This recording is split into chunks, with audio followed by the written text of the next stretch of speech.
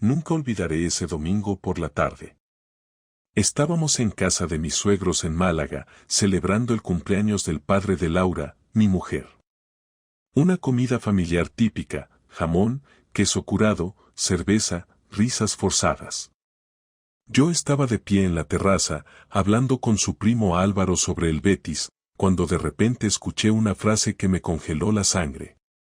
No, tía, pero te lo juro, lo que hiciste en Granada fue de locos.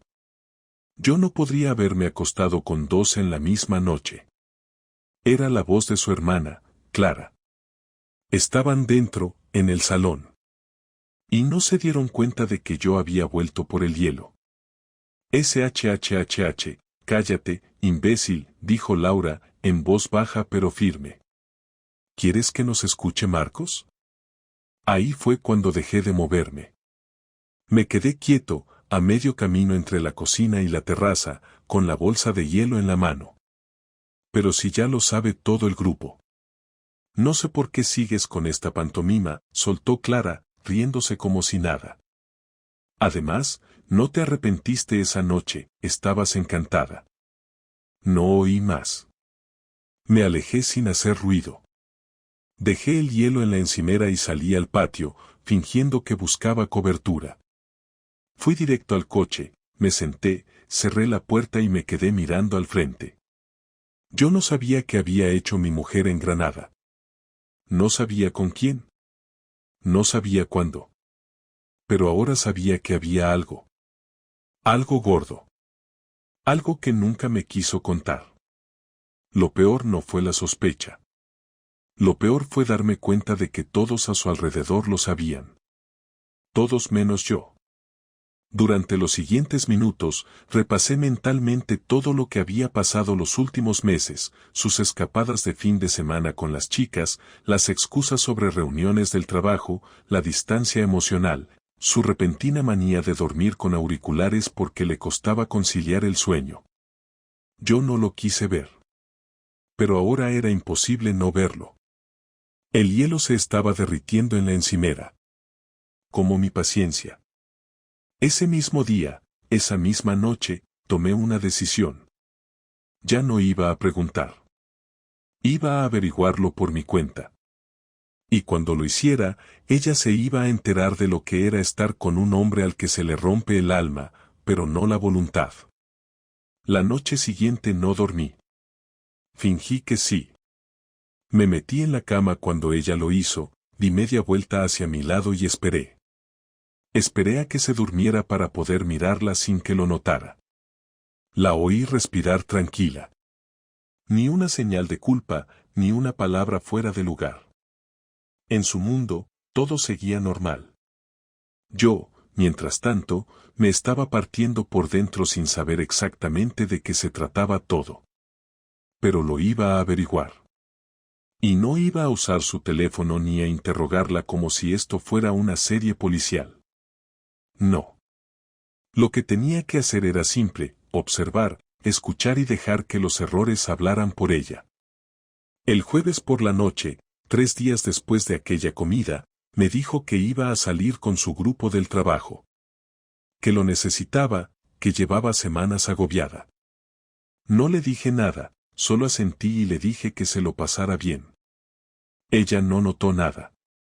Se arregló como si fuera a una boda. Pestañas postizas, vestido ajustado, perfume caro que no usaba desde hacía más de un año. A mí ni siquiera me dio un beso antes de irse. Solo nos vemos luego con una sonrisa vacía.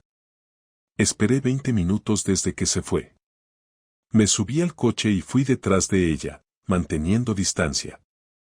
Había algo en todo esto que me revolvía el estómago, como si ya supiera que estaba a punto de ver algo que no quería ver, pero necesitaba hacerlo. La seguí hasta un restaurante en la zona de Nervión, uno de esos sitios modernos con luces tenues y música de fondo. Aparcó, se bajó del coche y al minuto apareció un hombre. Alto, flaco, con barba perfectamente recortada, vestido como si fuera al mismo evento que ella. No hubo duda. No era un compañero de trabajo. Se saludaron con una confianza que no se tiene con un colega, y aunque no se besaron, bastó la forma en que él le puso la mano en la espalda al entrar al local para que lo entendiera todo. Me quedé en el coche, esperando que salieran. Tardaron más de 2 horas. Cuando salieron, no se fueron al coche. Caminaron unos metros hasta un hotel pequeño, casi oculto entre edificios. Ella lo miró varias veces antes de entrar. Lo miró como quien sabe que está haciendo algo mal, pero lo hace igual. Y ahí, justo en ese momento, me di cuenta de que todo estaba confirmado. Ya no era una sospecha. No era una suposición. Era un hecho. Mi mujer me estaba engañando. No reaccioné de forma violenta. No pegué el volante, no grité. Me senté ahí, mirando cómo se cerraban las puertas del hotel detrás de ellos. Me quedé quieto, sin moverme, como si mi cuerpo necesitara procesar lo que mis ojos acababan de ver. Me sentí ridículo por haber confiado tanto, por haber ignorado señales, por haber creído que lo nuestro aún tenía sentido. Estuve ahí, en el coche, más de 1 hora. No tenía a dónde ir, no quería volver a casa, y menos aún quería ver a alguien o hablar del tema. Cuando volví a casa ya pasaban las 3 de la madrugada. Ella no estaba. El coche no estaba en la cochera. Todo estaba en silencio. Me senté en la cocina con la luz apagada y me serví un trozo de pan con queso. Era lo único que podía tragar. Pensaba en su cara, en cómo me sonreía cada mañana, en cómo me decía que me quería mientras planeaba citas con otro. No entendía cómo podía dormir por las noches. No entendía cómo podía mirarme a los ojos. Pero lo hacía. Y eso era lo más jodido de todo. No era solo una traición física. Era la manera en la que fingía que no pasaba nada. El descaro con el que se movía por la casa, como si nada se estuviera rompiendo. Entró a casa a las 4:30. La escuché cerrar la puerta con cuidado, quitarse los zapatos y pasar de puntillas por el pasillo. Me quedé en silencio. No salí a decirle nada. No era el momento. No me fiaba de lo que podría llegar a decirle, o hacer. En vez de eso, me quedé sentado hasta que salió el sol. No dormí. No podía. Me dolía el pecho como si tuviera una piedra encima. Y lo peor era que ella ni siquiera sospechaba que yo lo sabía. El viernes fue igual de frío que esa madrugada. Apenas me dirigió la palabra en el desayuno. Yo tampoco lo hice. Comimos en silencio. Me dijo que tenía mucho trabajo. Que no podría cenar conmigo. Yo asentí. Ni siquiera levanté la vista del café. No quería verla. Me limité a hacer mi vida como si no supiera nada. Como si todo estuviera en pausa. Pero por dentro, algo ya se había activado. Algo que no se podía detener. Sabía que no iba a dejar esto pasar. Que no iba a mirar hacia otro lado. Que si ella estaba jugando, yo también iba a jugar.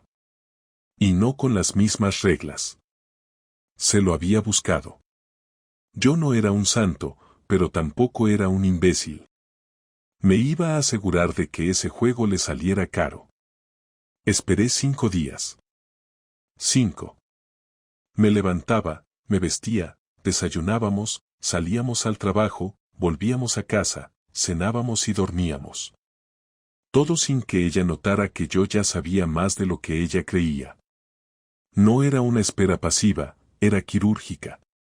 Necesitaba ver hasta dónde podía llegar en su teatro, si iba a inventarse alguna excusa, si el tipo del hotel volvería a aparecer en su agenda. No volvió a salir por las noches, no hubo más reuniones inventadas, ni excusas absurdas. Actuaba como si todo estuviera bien, como si fuéramos una pareja normal, como si yo no hubiera estado sentado en el coche viendo cómo entraba a ese hotel con otro. Lo peor de todo era que en ningún momento se le escapó nada. Ni un gesto, ni una palabra fuera de lugar, ni una mirada culpable. Eso, más que enfadarme, me empezó a enfermar. Me di cuenta de que convivía con alguien que sabía mentir de forma profesional. El sábado por la mañana, me desperté antes que ella. Fui a la cocina, preparé café, puse 2 tazas sobre la mesa y esperé a que se levantara. Cuando apareció en pijama y me preguntó qué hacía despierto tan temprano, le respondí que necesitábamos hablar. Me miró con cara de fastidio, como si ya intuyera que la conversación no iba a ser agradable, pero se sentó. ¿Qué pasa?, me dijo mientras tomaba la taza. ¿Estuviste con alguien en Granada?, pregunté sin rodeos, mirándola directamente, sin un gramo de emoción en la voz. El silencio fue inmediato. No supo reaccionar. Tragó saliva y me miró sin saber qué decir. Intentó fingir sorpresa, pero se notaba que estaba buscando cómo salir del atolladero sin confesar demasiado. ¿Qué dices? ¿De qué estás hablando? Estabas en un hotel con alguien la semana pasada. Te seguí. Vi todo.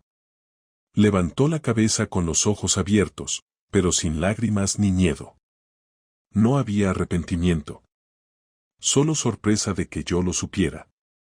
Se quedó en silencio varios segundos y después bajó la mirada, como si hubiera aceptado que ya no podía negar nada. ¿Y qué quieres que te diga? La verdad, sin rodeos. Fue un error, dijo sin pestañear.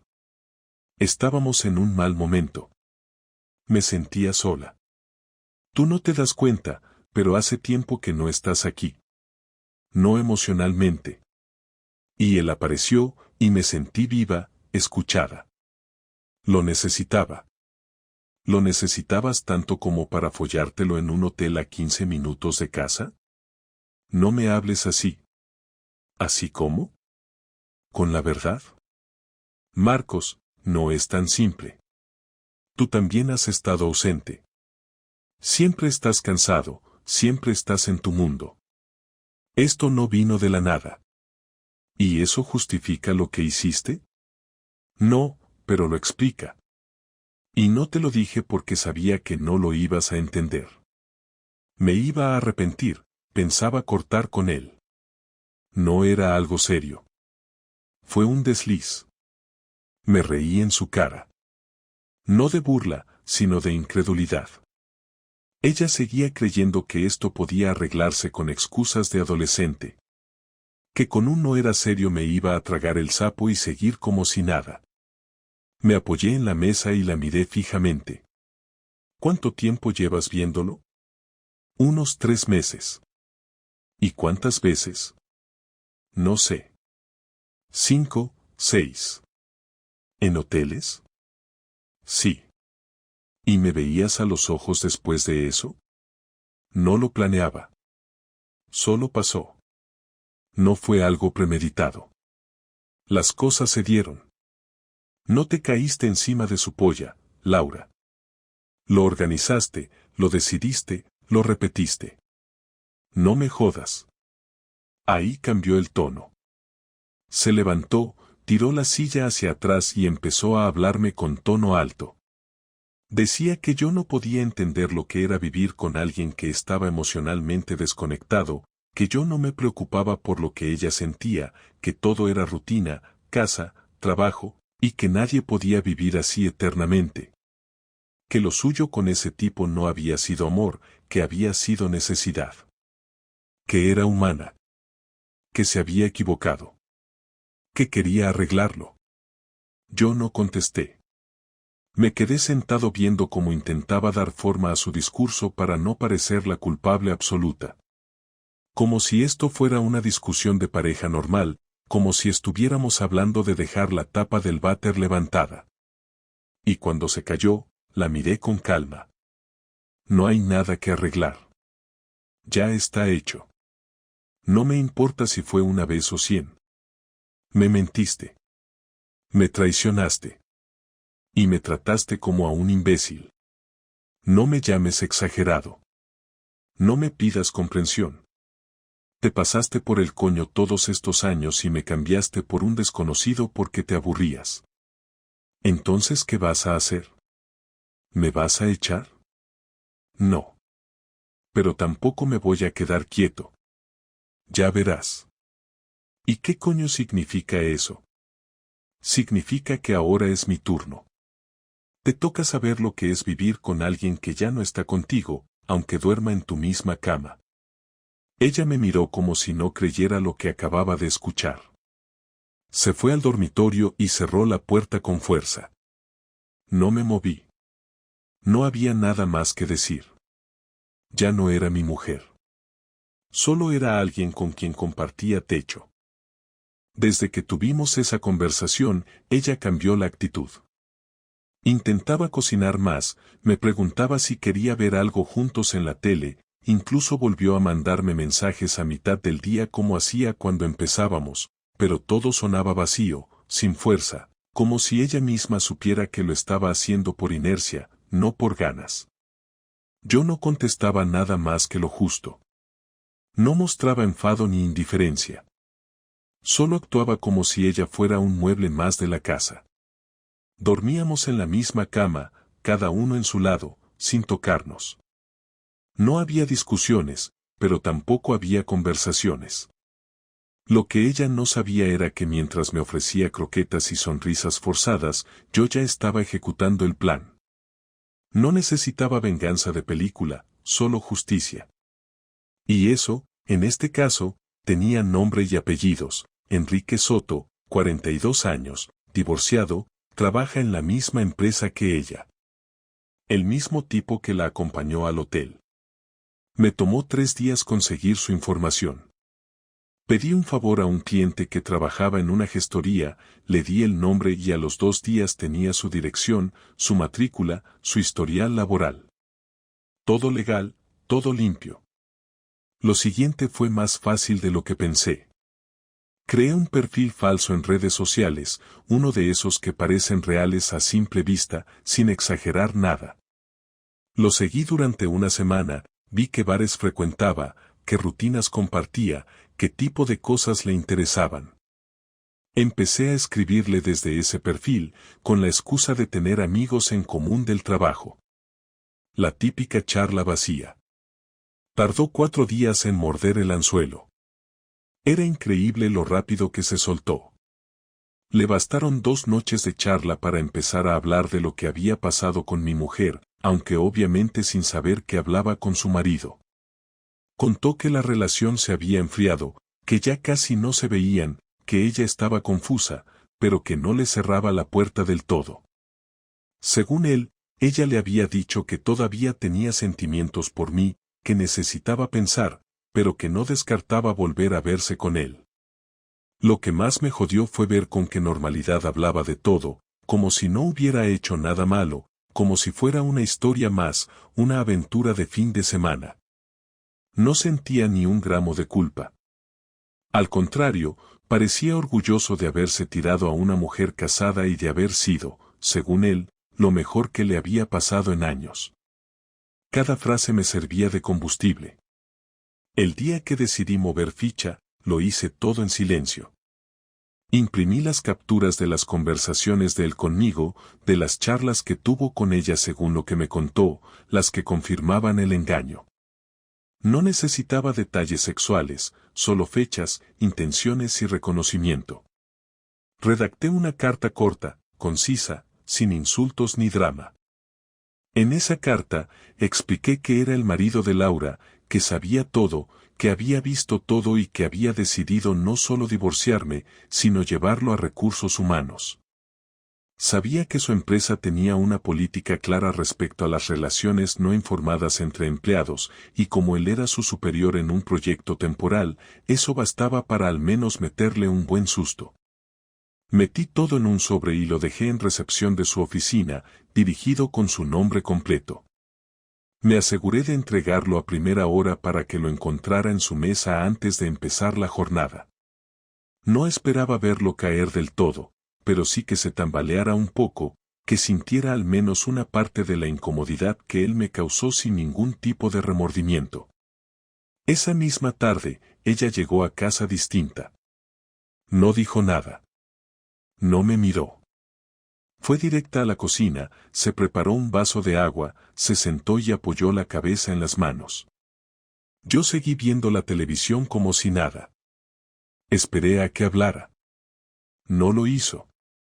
Al rato se acercó al sofá, apagó la tele y se quedó de pie frente a mí. ¿Fuiste tú? ¿De qué hablas? No te hagas el idiota, Marcos. Enrique recibió un sobre con nuestras conversaciones. Alguien se lo dejó en la oficina. Está cagado. Lo han llamado de recursos humanos. Ah, qué pena. ¿Y qué tiene que ver conmigo? No juegues conmigo. Solo tú sabías todo. No hay nadie más que pudiera haberlo hecho. ¿Y si lo hice, qué? ¿Tú puedes ir a follarte a un tipo en un hotel, y yo no puedo mandarle una carta? Esto no se soluciona con venganza. ¿Qué crees que ganas con esto?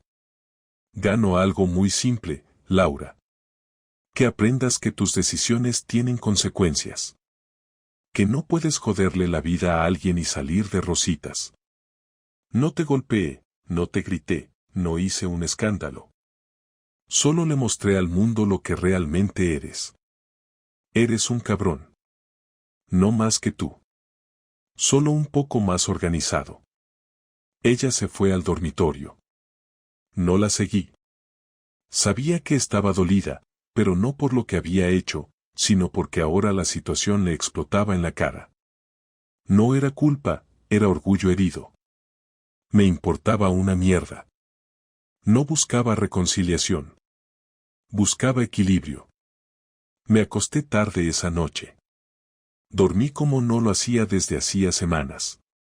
Sin ansiedad, sin pesadillas, sin darle vueltas a todo. Y al despertar, supe que ya nada iba a volver a ser como antes. Los días posteriores fueron un desfile de silencios. Nada de cenas juntos, nada de cómo te fue en el trabajo, nada de contacto visual. Ella seguía en la casa, pero era como si se hubiera despegado del suelo. Flotaba de una habitación a otra sin dirección, sin saber cómo moverse ahora que su máscara se había caído. Yo no tenía prisa por echarla, pero tampoco tenía intención de compartir techo indefinidamente. Esperaba algo más de ella, aunque no tenía claro qué. Tal vez una disculpa real, una explicación que no pareciera una excusa barata, algo que diera al menos un cierre digno a esta ruina. Pero lo que tenía era a una mujer encerrada en su propio desprecio, dolida no por lo que había hecho, sino porque ahora ya no tenía el control de la situación. El domingo por la noche se acercó con cara seria. Llevaba puestos unos vaqueros y una camiseta vieja, nada de maquillaje, el pelo recogido a la ligera. No venía a impresionar. Solo traía un gesto de cansancio que parecía más auténtico que cualquier otra cosa que me hubiera mostrado en semanas. Me pidió que habláramos. Asentí con la cabeza y me senté en la mesa del comedor. Ella se sentó frente a mí, apoyó los codos en la mesa y entrelazó las manos. Pasaron unos segundos en silencio. Luego empezó.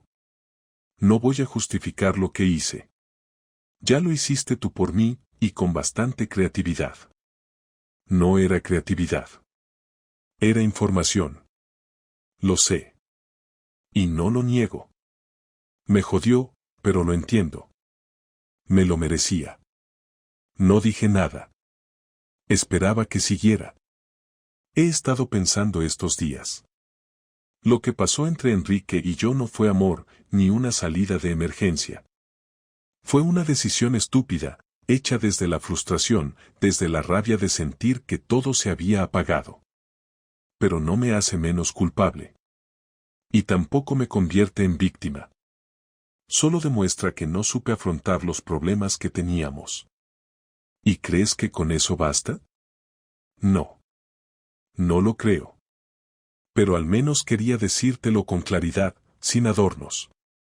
Entonces dime, si no te hubiera descubierto, ¿me lo habrías dicho? No lo sé. Tal vez no. Tal vez sí, más adelante. Tal vez nunca. No puedo responderte eso sin mentirte. En ese momento no pensaba en ti. Solo pensaba en mí. Eso es lo más honesto que has dicho en semanas. Ella respiró hondo y asintió. No quiero pelear más. No quiero seguir durmiendo al lado de alguien que me odia. Y no quiero quedarme esperando a que decidas cuando me toca irme. Quiero que hablemos claro. ¿Qué vas a hacer? Ya está decidido. Mañana pido cita con el abogado. Voy a iniciar el proceso. No voy a hacer esto más largo. ¿Y la casa? Puedes quedarte por ahora. Hasta que encuentres algo. No pienso pelear por los muebles ni por el coche. Me da igual. Solo quiero terminar con esto de forma limpia. ¿Y tú? Ya tengo un sitio donde quedarme. Me voy esta semana. Ella bajó la mirada. No lloró, no se desmoronó.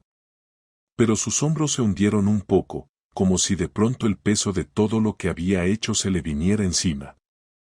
No quiero que terminemos así. No hay otra forma.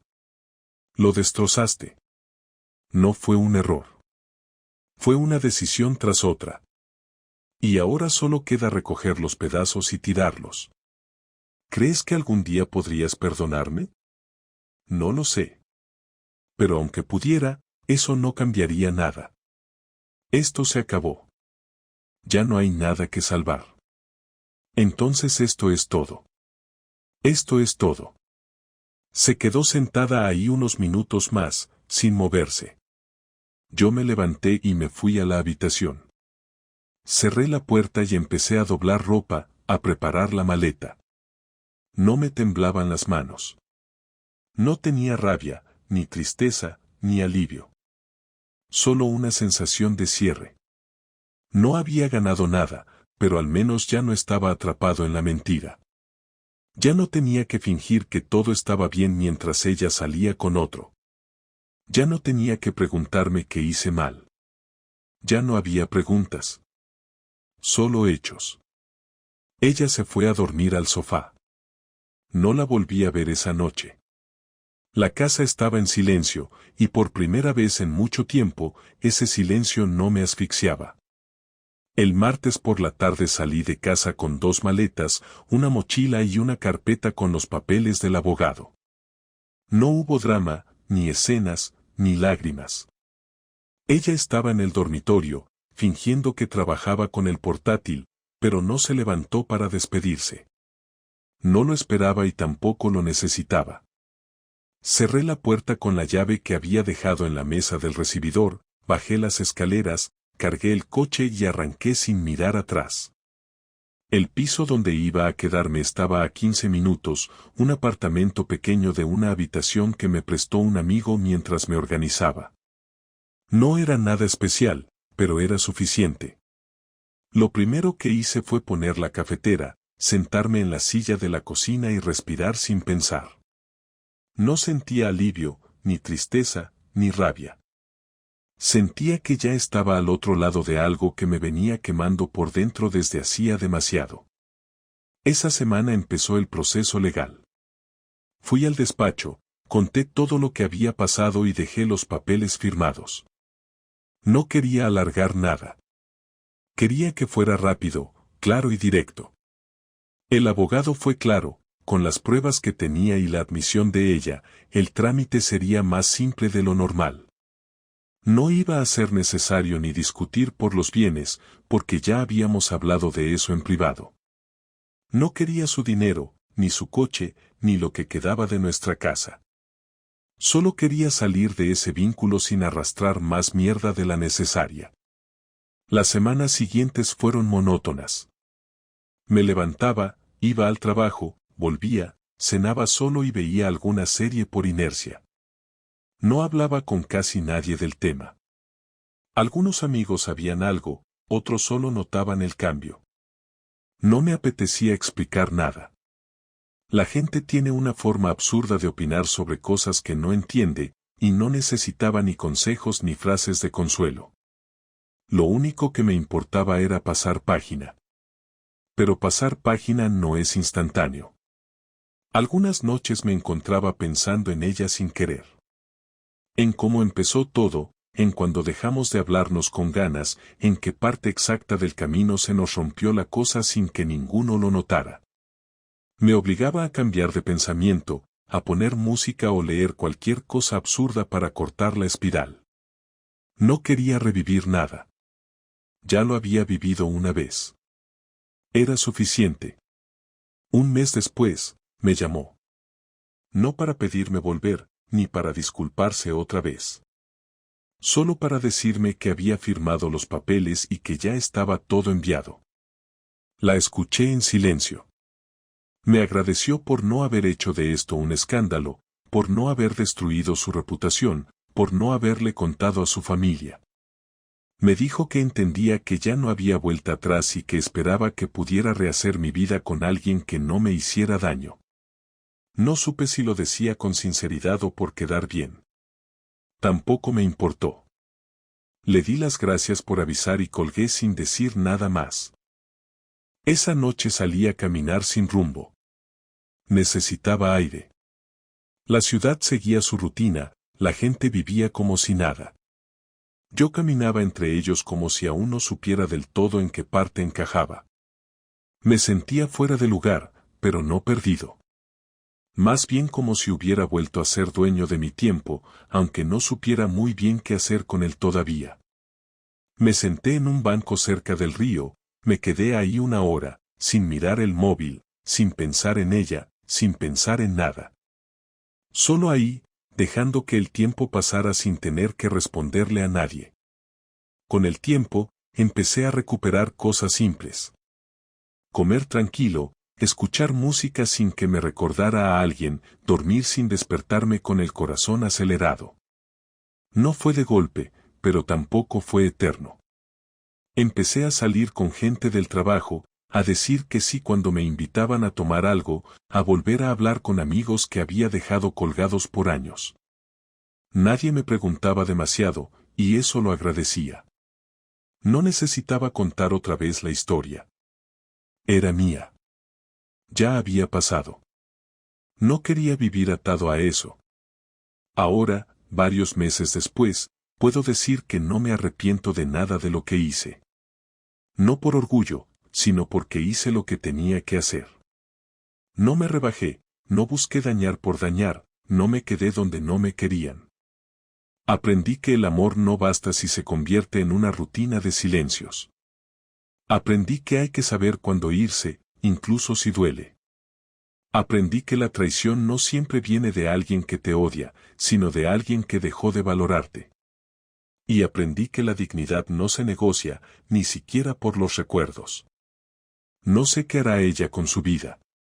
Tampoco tengo interés. Yo ya estoy en otra parte. No mejor, ni peor. Solo distinta. Libre. Y eso, ahora mismo, es todo lo que necesito.